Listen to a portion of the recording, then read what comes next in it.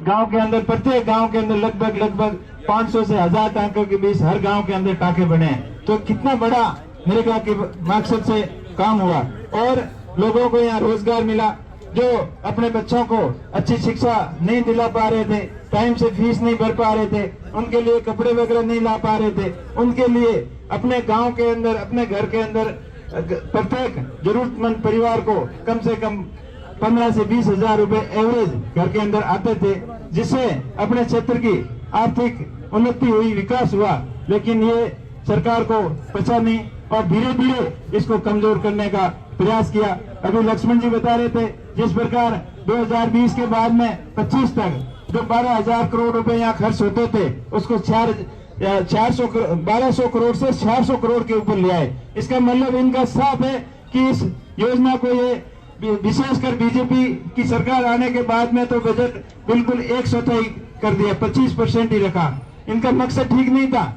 और फिर अभी पुरस्कार की बात हो रही थी कि नरेगा के अंदर बनने वाले टैंकों की वजह से राष्ट्रपति जी ने बाड़मेर जिले को पुरस्कार दिया, लेकिन इन सरकार की ऐसी नियत थी नहीं काम करने की। तो आपने तो अभी इस वित्तीय वर्ष और पिछले वित्तीय वर्ष में जितने आप आंकड़े बता रहे हो उतने काम ही स्वीकृत नहीं किए, तो कहां से आप पुरस्कार लेके आए? ये तो पिछली सरकार और शुरू से काम जो ये मनरेगा के अंदर बनने वाले टांके थे, उनके 4-5 साल के आंकड़े को इकट्ठा करके आप पुरस्कार लेके आके बाड़मेर वालों को राजी भले ही कर दिया, लेकिन आपकी नीयत साफ नहीं थी। और अब आपने साबित कर दिया कि इस पूरी योजना का स्वरूप भी बदल दिया। आपने 60-40 का हिस्सा राज्य के अंदर, राज्य के नाम पर 40% राज्य कहां से खर्च करेगा?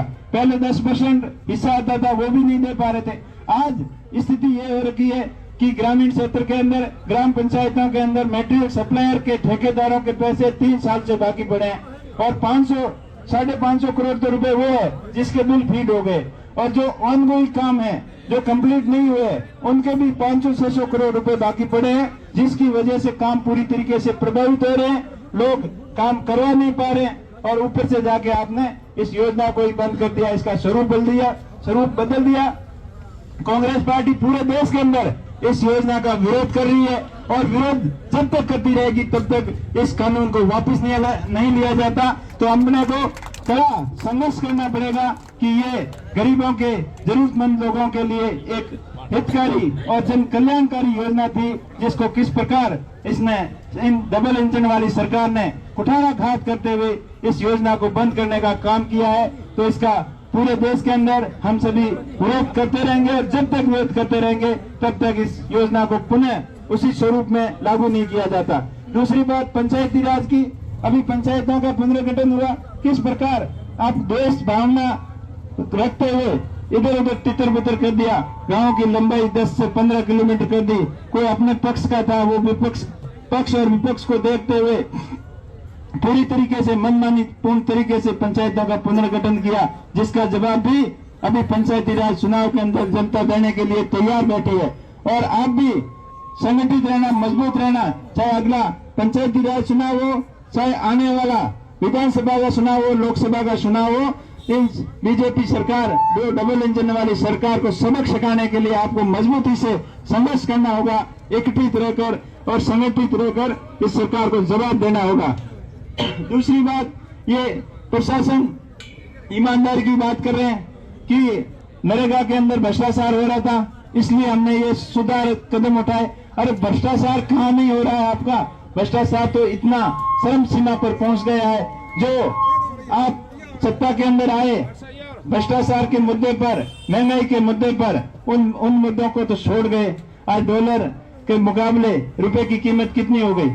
जब ये सत्ता के अंदर आए थे तो इनका एक ही मकसद था कि हमारा रुपया कमजोर हो गया और हमें सत्ता दो, हमें रुपये को मजबूत कर देंगे, महंगाई को घटा देंगे। कहाँ घटी महंगाई?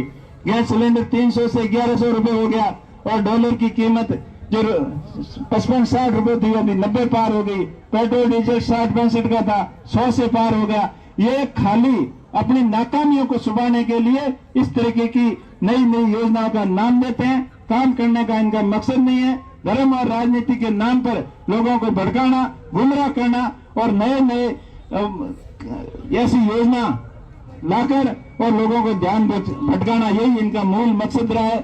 क्योंकि अब बहुत सारी योजना लेके आए, आपने पहले सुना था कि स्मार्ट सिटी नाम की योजना लेके आए। कौन सी सिटी स्मार्ट लगी? स्मार्ट सिटी के नाम से कई एलईडी और बल्ब लगा कर पैसे खा गए, पूरे पैसे हड़प लिए। सांसद आदर्श ग्राम की घोषणाएं की, लेकिन पैसा एक ही नहीं दिया। कौन सा गांव आदर्श गांव बन गया? तो ये इस प्रकार से गुमराह करने का काम करते हैं। अभी प्रधानमंत्री फसल बीमा योजना के अंदर जितना इन कंपनियों को सरकार और किसानों द्वारा प्रीमियम दिया, उसका अभी क्लेम किसानों को नहीं मिला। तो हर मोर्चे पर यह सरकार विफल रही है, चाहे चिकित्सा का मामला हो, शिक्षा का मामला